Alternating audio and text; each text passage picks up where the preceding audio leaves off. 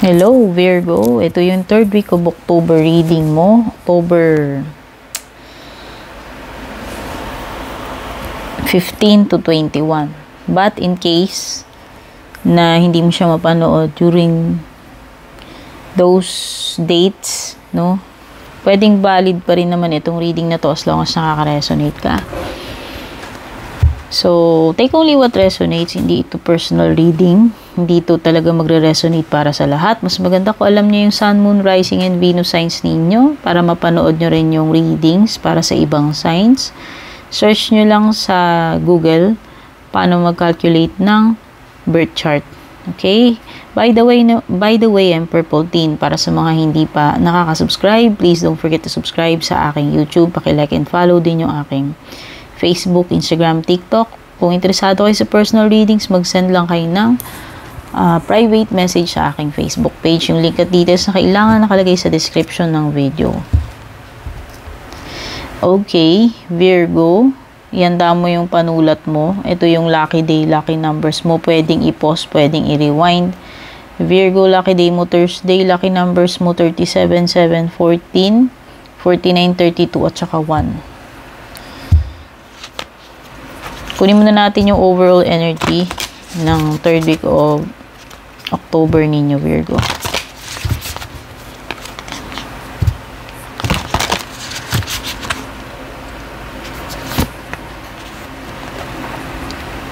Co-create with spirit. Wow, this is the time na kailangan mong ano ba tawag dito? Pakinggan kung ano man itong mga guidance na nare-receive mo from your spirit guides. Okay? Yan. You have to co-create. May mga times talaga na dapat i-trust mo yung guidance na binibigay sa iyo.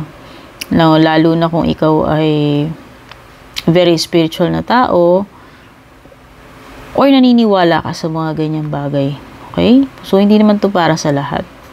Kung meron lang talagang time na kailangan mong makipag-collaborate sa iyong mga spirit guides.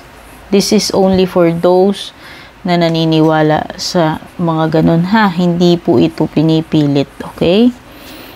Ayan. May mga time na nakikipagtulungan talaga sa iyo si universe, whatever you call it, your guardian angels, spirit guides, ancestors. Iba-iba lang naman. I believe na iba-iba lang yung tawag. Pero yun din yun. No? So, para doon sa mga may religion, no, specific Katoliko, pwedeng yun, yung yung guardian angels mo nga. Sa ibang religion, pwedeng iba yung tawag para doon sa mga walang religion, hindi ko alam. Okay, basta, eto yun. No? So, mafe-feel mo naman yung guidance nila eh. Usually, pinagpipray natin yan. Alam nung mga yan, nagdadasal. Yan yung mga times na sila, kumbaga nagpapadala sila ng signs, ng guidance sa iyo, no? Yan yun, Virgo. And mafe-feel mo yan kung ikaw ay sensitive, spiritual na tao. Mafe-feel mo yan. Ano yung possible outcome sa iyo, Virgo? Third week. Oh, you know your worth, Virgo. Yan na naman yung mo, Virgo, na limbawa nafe-feel mo hindi ka sapat, hindi ka enough. Ito na naman yun. This card is reminding you, Virgo, know your worth. Alam mo dapat kung ano yung kumbaga alam mo dapat yung worth mo. Alam mo dapat na hindi mo minimenos kung ano ka. Ito yun. Kumbaga, you know what you bring to the table, Virgo. Ito yun. Alam mo hanggang saan yung may mga limitasyon na, Virgo, hindi Hindi porke sobrang mahalaga sa iyo yun ng tao na yan. Example, tao specific. No? Hindi porke sobrang mahal mo. Minsan nawawala na yung sense of worth mo. Minsan nakakalimutan mo na yung sarili mo. Ito yun. Alam mo kung ano yung kaya mong i-contribute, alam mo yung kung gaano ka ka-special, ano dapat yung place mo sa kahit saan, sa career man yan, sa iba-ibang klaseng connections or relationships, no? Alam mo dapat, know your worth. O di, kahit sa sarili mo nga lang Virgo baka ikaw ay low self-esteem or hindi ko alam ano bang root cause, bakit ka nagkakaganon. Pero alamin mo. Dapat alam mo pala. At wag mawawala sa isip mo yon, Virgo. Kung ano yung worth mo. Napaka-importante. Kung halimbawa, pag-uusapan natin ito, hindi naman sa mga masyadong malalim or seryoso. Example lang, nag-a-apply ka ng trabaho, Virgo. Tapos, ini-interview ka. Siyempre, may mga nego-nego doon. Imamarket mo yung sarili mo. Huwag mo hayaang barating ka nila. Doon sa level of experience mo and expertise mo. Kung ano yung kaya mong, di ba? Kung ano yung kakayahan mo, yun. So, example lang sa application ng trabaho. O, pagdating sa love life, nabanggit ko na. O, kahit love na love mo yung tao, huwag mong hayaang, alam mo yun, mawala yung self-worth mo. Okay? So, yun yung mga examples. Bahala ka na mag-connect kung ano ba yung saan nagre-relate sa iyo yan. Papaano nagre-resonate para sa iyo, Virgo. Virgo, may makakadeal ka dito, lalaki. Dealings or relationship daw with a man with blonde, gray, or white hair. May kakilala kang ganyan, makakadeal mo ngayong 3rd week of October. May binabanggit din about July. Pay attention, Virgo. Baka napaka-importanting paparating sa iyo itong July. Solid foundation, success with effort. Wow, mukhang may achievement. Mukhang magiging successful ka naman. Dahil ito sa matinding effort mo, naniniwala ako, itong mga Virgo na to, very very goal-oriented. Talagang, ano ba tawag dito, matyaga. At ano kayo, yung hindi, always positive kayo. At saka yung, pag may goal kayo, talagang, imposibleng hindi nyo na-achieve, no? Yan, madalas yung mga Virgo ganyan. Ganyan kayo ka-dedicated and focused. Money will be coming to you, diba? May kaperahan pa, Virgo, itong 3rd week of October, paparating sa'yo. Sana maraming datong, diba? Daming coins, malay mo. Malaking halaga yan.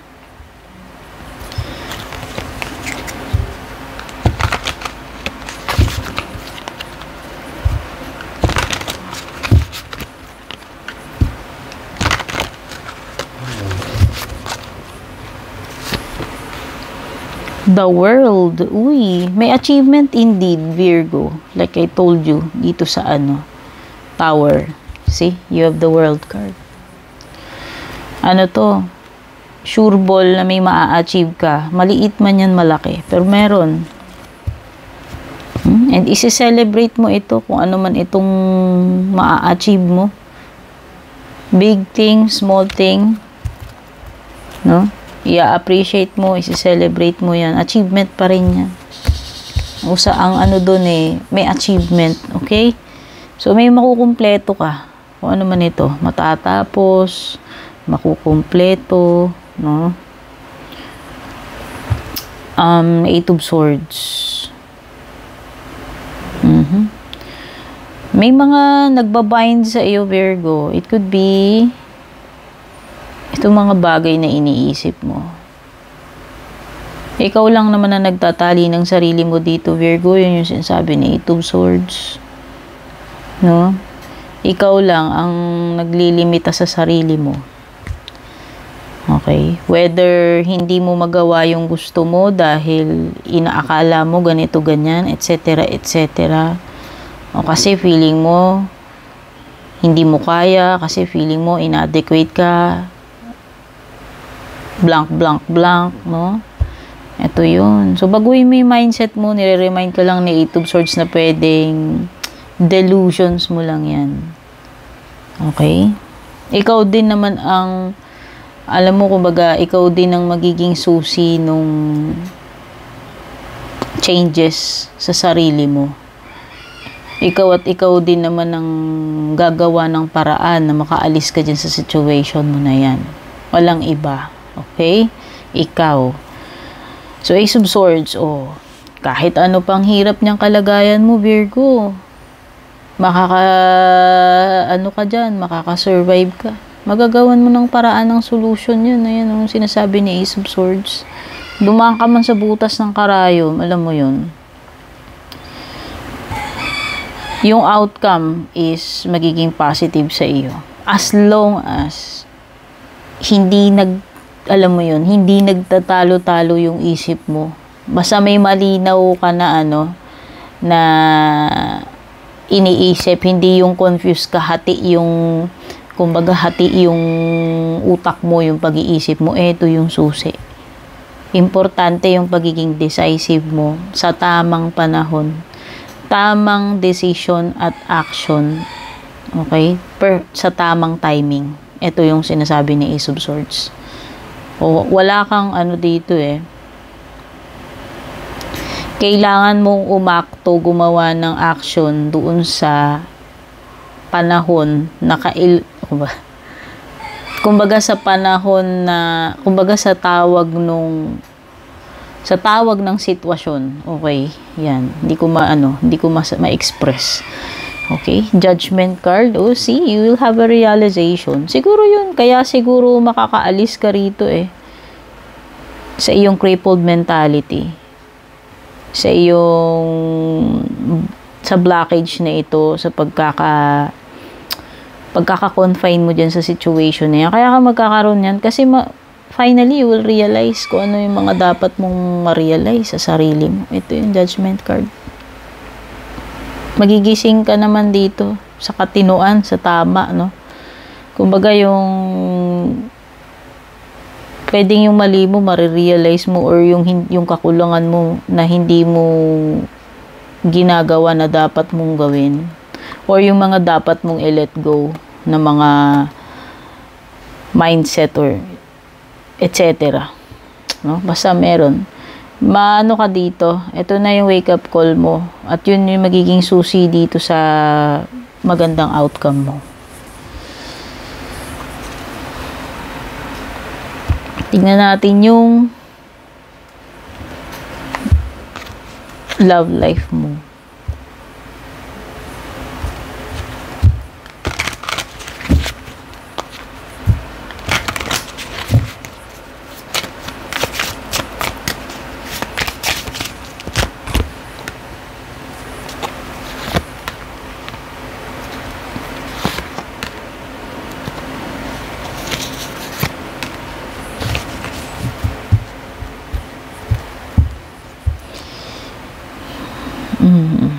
Pagdating dito sa relationship mo, it seems na confused ka rin.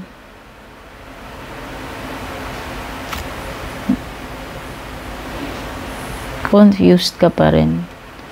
Pwedeng hindi mo talaga alam kung ano yung want mo dito sa love life.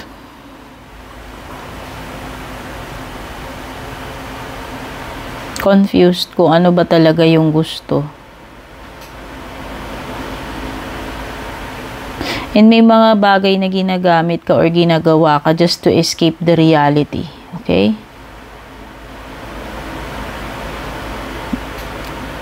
But still, kahit ganyan naman, no? You're still hoping na makakahanap ka nung tao na tama para sa'yo. Siguro talagang nako-confuse ka lang kasi pwedeng hindi mo lang din talaga na-feel pa na if ever na may karelasyon ka ngayon or naging karelasyon in the past, siguro talagang hindi mo lang na-feel na ito na talaga yon yung the one. Kasi mafe-feel mo yun mafe-feel natin yun, di ba? Okay. So, some of you, pwedeng you are still stuck kasi kailangan nyo pang ayusin yung sarili nyo. May mga bagay na hindi pa totally healed or may mga, hindi pa kayo totally healed sa lahat ng aspeto, 100% kumbaga. So, siguro kailangan nyo lang din time. Okay? Hindi mo naman kailangan i-pressure yung sarili mo, Virgo. Hindi naman ito karera. The right moment and the right person will come to you. So, no need to, no need na ma-stress pagdating dyan. Tignan na natin closing message advice para sa inyo.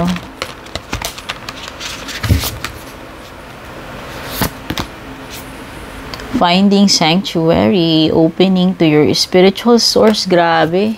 Tindig balahibo ko sa iyo, Virgo. Tignan mo to. Diba yung sinasabi ko sa iyo kanina? You are co-creating with spirit. Angels mo, spirit guides mo, ano bang tawag nyo dyan? Ayan, Pwedeng yung iba dito nagle-level up Nagkakaroon kayo ng spiritual something na parang kung hindi kayo open before or connected dito sa spiritual realm, sa mga guides nyo, sa mga angels nyo, parang yun yung nagbubukas para sa inyo.